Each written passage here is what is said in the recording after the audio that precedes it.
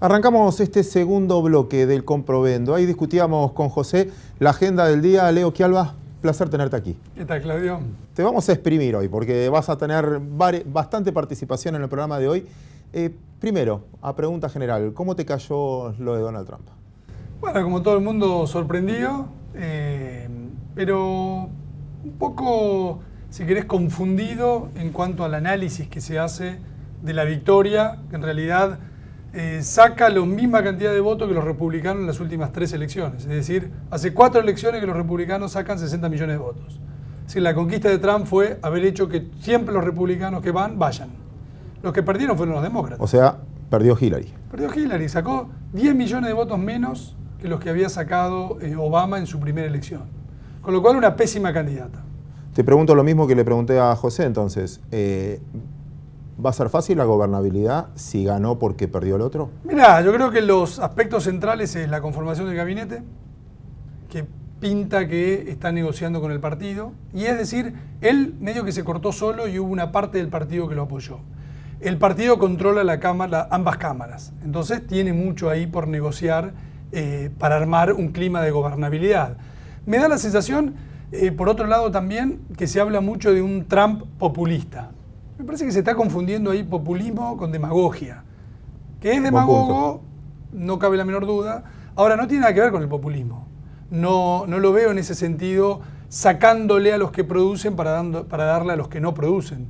En todo caso, comulga mucho más con los principios republicanos, de las libertades, de la desregulación, de la baja de impuestos, del comercio también, y ahí donde viene uno de los interrogantes, porque se mostró bastante combativo con el proceso de globalización, pero me parece que en el resto de los aspectos no hay muchas dudas de que todos los republicanos liderados ahora por Trump van hacia un Estados Unidos mucho más parecido al Estados Unidos de Reagan que al Estados Unidos que nos vendió Obama.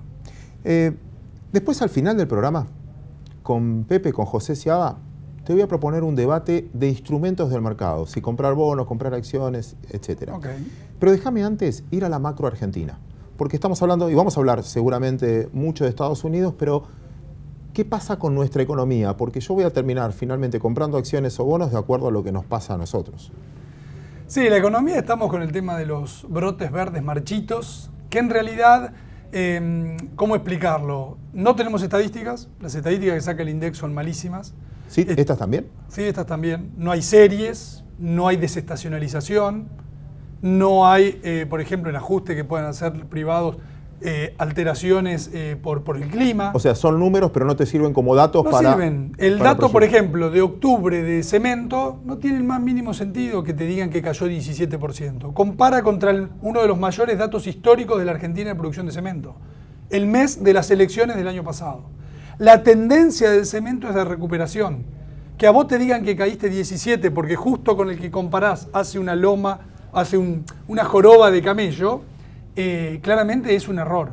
Entonces, si uno va mirando trimestre contra trimestre o mes contra mes, vos ves cambio de tendencias, ves una economía en su totalidad que hizo piso y que debería empezar a despegar. Cuando yo creo que vas a ver datos ya un poquito más relevantes, los empezamos a ver en el crédito, fuerte reactivación del crédito en octubre. ¿Cuándo lo va a sentir la gente? Y en marzo del año que viene, con suerte. Pero me parece que la economía argentina tocó fondo y empieza una recuperación. ¿Por dónde? Por el consumo, con una caída tremenda de la inflación que ahora hace que el salario real mejore, y una crecimiento del año que viene de la inversión que puede ser del 15-20%. Te tengo que repreguntar ahí, cuando decís caída tremenda de la inflación, ¿no son los números que vimos en octubre, o sí? De nuevo, vamos a lo mismo. ¿Cuál es la inflación en la Argentina? ¿Es lo mismo la inflación de San Luis, de Córdoba que de Capital? Entonces, u otro tema, ¿es la misma la inflación del tercer trimestre que del cuarto? No, históricamente el cuarto trimestre es más inflacionario que el tercero. Por cuestiones estacionales, de las fiestas, de un montón de variables. Entonces, es lógico que octubre, noviembre y diciembre sean un poquito más altos que el trimestre anterior, y a pesar de eso vemos que en octubre la inflación núcleo, que es la que importa, porque si acá suben el subte y me pegan el índice de inflación de capital, al tipo que vive en Rosario que paga 8 mangos con 50 el colectivo, digamos, no es un aumento generalizado de precios. Entonces vemos que la inflación cayó un escalón, hasta te diría por debajo sí, sobre todo el del 1,5. mayorista, ¿no? El mayorista sí está más claro ahí.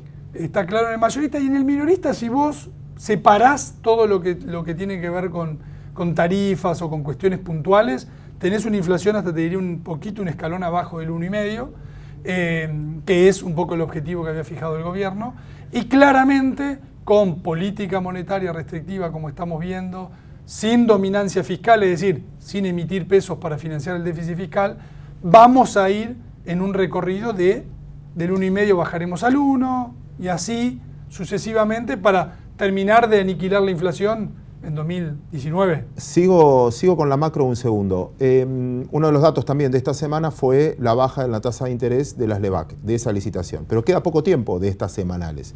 ¿Seguís creyendo que es la mejor oportunidad todavía? Sigo pensando que los pesos siguen siendo muy atractivos. Hay que ver ahora los movimientos que vayan a tener las monedas por lo de Trump, que obviamente los van a tener. Pero me parece que la variante peso sigue siendo hoy por hoy la más atractiva. El central me parece que sobreactuó y ahora, o sea, la excusa por la no baja era que el REM, la encuesta que hacen, daba mal. La encuesta siguió dando mal y bajaron las tasas. Sí.